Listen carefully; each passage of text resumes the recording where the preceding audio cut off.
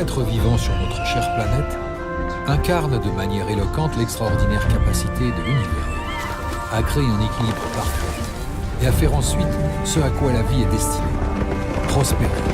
Prospérer est le cours naturel de la vie.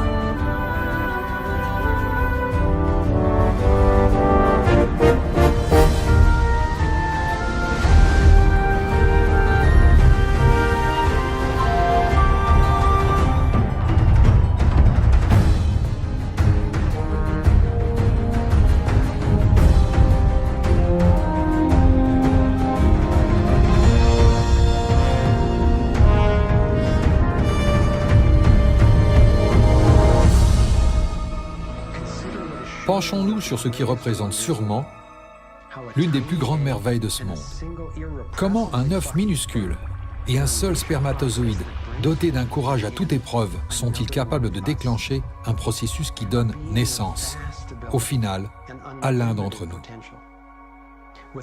Un être aux capacités multiples et au potentiel illimité, pourvu d'un cerveau capable d'une réflexion autonome complexe et en constante progression. De jambes pour danser et courir, et de doigts assez habiles pour tresser un panier, jouer du violon ou caresser un visage.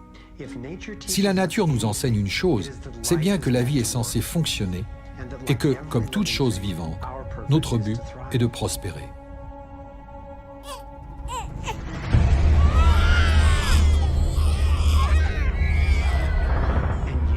Et pourtant, pour une majorité des habitants de la planète, la vie ne laisse pas de place à cette prospérité.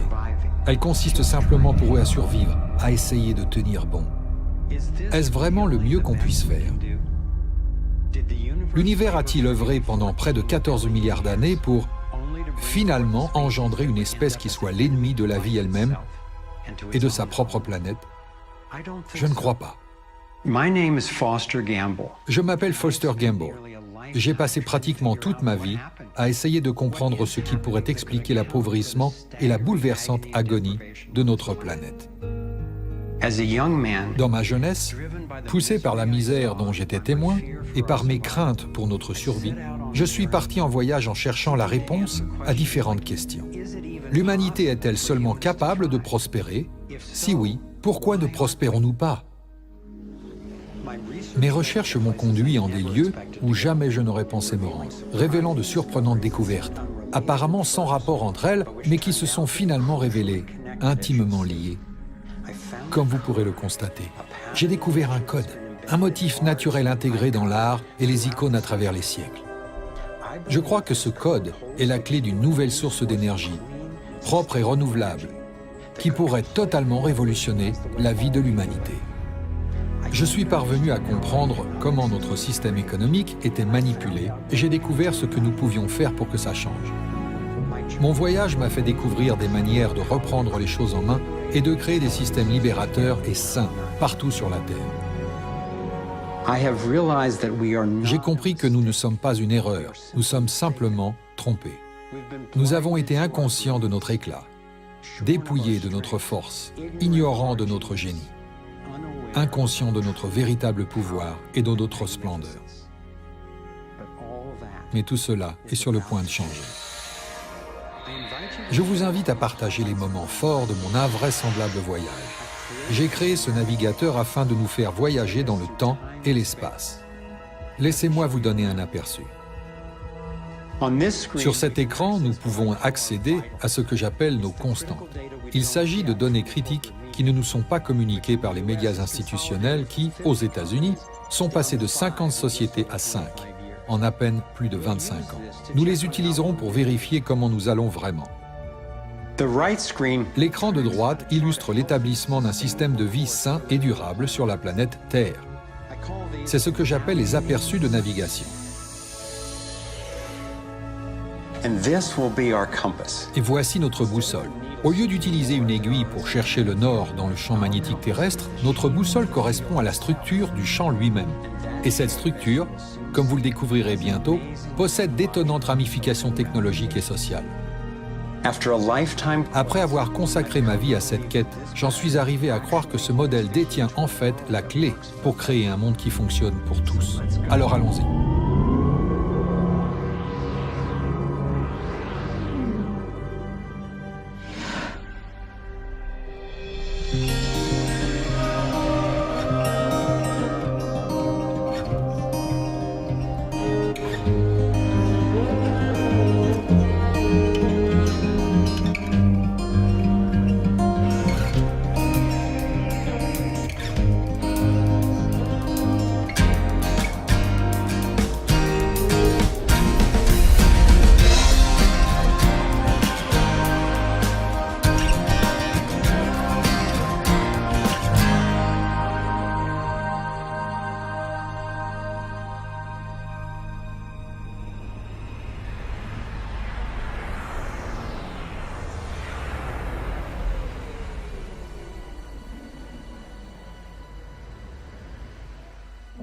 J'ai grandi dans un monde de privilèges et de pouvoir. J'ai suivi des cours dans des écoles privées d'élite, puis à l'université de Princeton. En tant que descendant direct de l'un des fondateurs de Procter & Gamble, j'ai été conditionné pour être un meneur de l'établissement. Mais j'ai choisi une voie différente.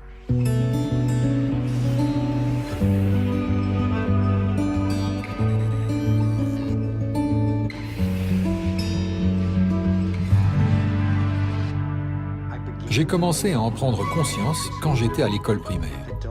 Les adultes m'enseignaient qu'en cas d'explosion nucléaire, je devais, pour me protéger, me cacher sous mon bureau et couvrir ma tête. C'est là que j'ai commencé à me poser de sérieuses questions. Quelques années plus tard, j'ai fait l'expérience directe de l'énergie universelle. Cela s'est produit un jour alors que je regardais par la fenêtre du bus qui m'emmenait à l'école. J'ai eu la vision d'une forme tourbillonnante et j'ai compris que le flux d'énergie que je voyais était le même dans un atome que dans notre système solaire tout entier.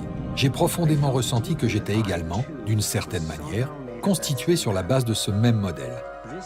C'est cette vision qui, à l'origine, m'a donné goût à la science et m'a poussé à essayer de comprendre comment l'univers fonctionne et comment les humains trouvent leur place dans ce modèle global d'énergie vitale. Des années plus tard, j'ai appris que la forme que j'avais vue est connue de certains membres de la communauté scientifique.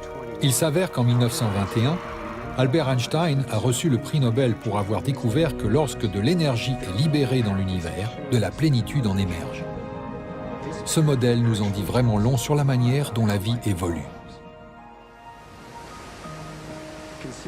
Considérant les merveilles immuables de la création à travers l'univers et le caractère non viable de tant de systèmes humains, je me suis dit qu'apprendre comment l'univers crée et encourage la vie pourrait se révéler très utile.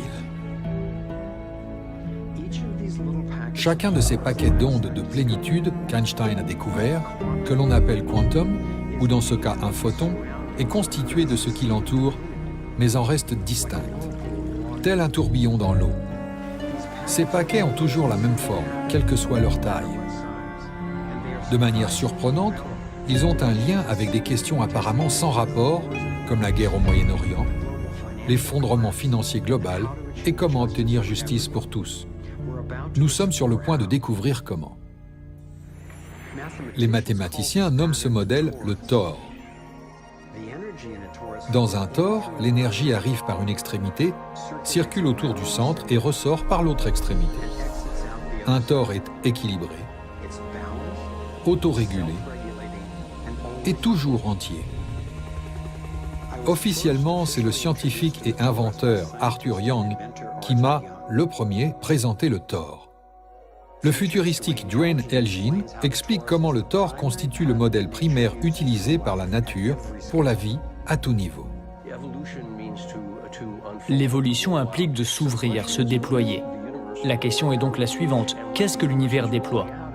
Ce que l'univers déploie, ce sont des systèmes auto-organisés, et vous pouvez le constater à tout niveau. Un système auto-organisé est un terme technique utilisé pour décrire simplement un système qui se connaît lui-même en profondeur. Nous pouvons voir et observer ces formes auto-organisées partout dans la nature. Nous les trouvons sur la coupe transversale d'une orange ou d'une pomme. Nous les observons dans la nature dynamique d'une tornade. Nous les voyons dans le champ magnétique autour de la Terre et dans un champ magnétique similaire autour d'un individu. Nous pouvons le voir dans la structure d'une galaxie spirale tout entière. Nous pouvons l'observer dans la structure d'un petit atome. À toutes les échelles et au cours de toute son histoire, l'univers a un projet unique, cultiver des tors. L'univers est une usine qui cultive des tors.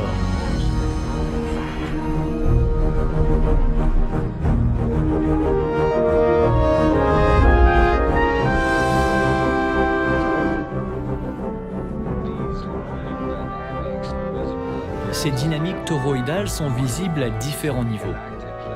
L'un d'entre eux est le niveau galactique. D'énormes structures tournoyantes composées de milliards d'étoiles. Généralement, cela ressemble à de grands bras de galaxies qui se retournent et qui se caractérisent par des tourbillons qui partent du centre et s'étendent jusqu'au bord du halo galactique qui les entoure. the galactic halo that surrounds them. Stars Les étoiles quittent le disque galactique pour arriver dans le halo, descendent dans les tourbillons et repartent en arrière de nouveau. and back out again. Stars like Des étoiles que nous connaissons, telles qu'Arcturus par exemple, ont déjà emprunté cette voie. that's the approach Cette description s'applique même à l'atmosphère de notre planète. of our planet. Les conditions météorologiques partent du pôle Nord pour descendre à l'équateur, puis font marche arrière. Depuis le pôle Sud, elles remontent vers l'équateur puis redescendent. Même les dynamiques à la surface du Soleil sont très similaires. Of course, here Bien sûr, dans le cas présent, nous adoptons une approche depuis une perspective extérieure, sur un modèle à petite échelle. Quand vous regardez le système solaire ancré dans la galaxie, ancré dans l'amas, ancré dans le superamas, nous voyageons dans cette mer infinie où circule une infinité de tores.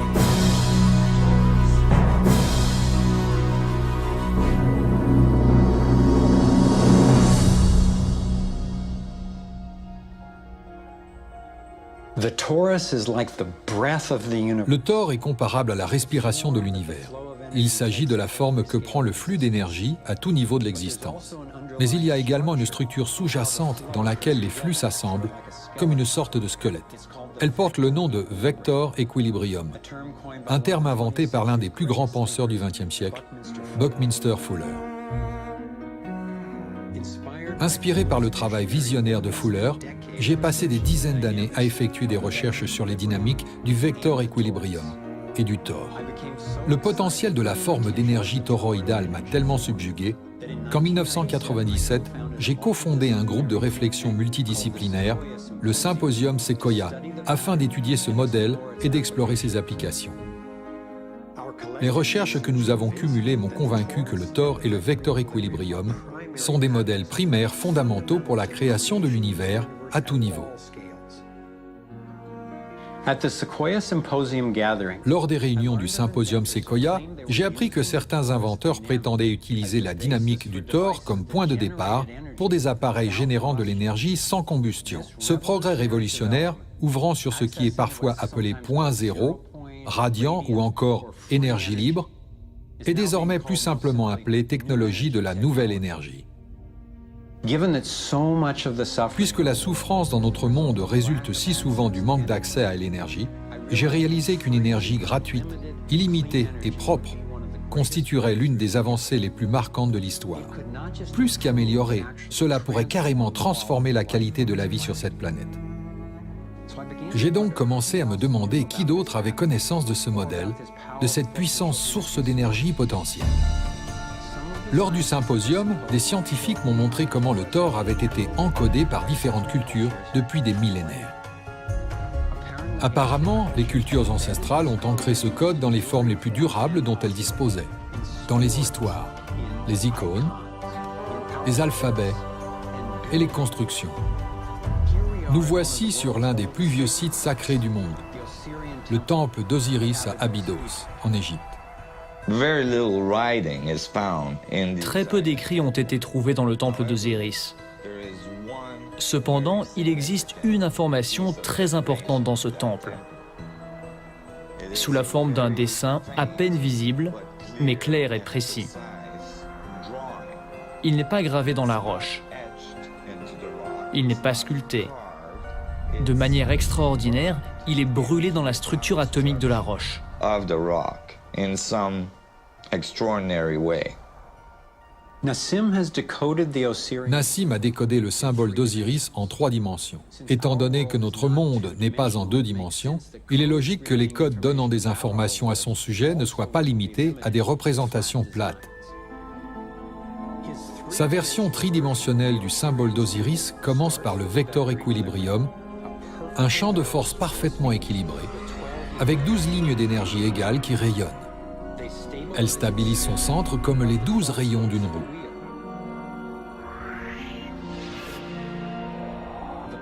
Le modèle primaire du flux d'énergie équilibré autour de cette structure est le Thor.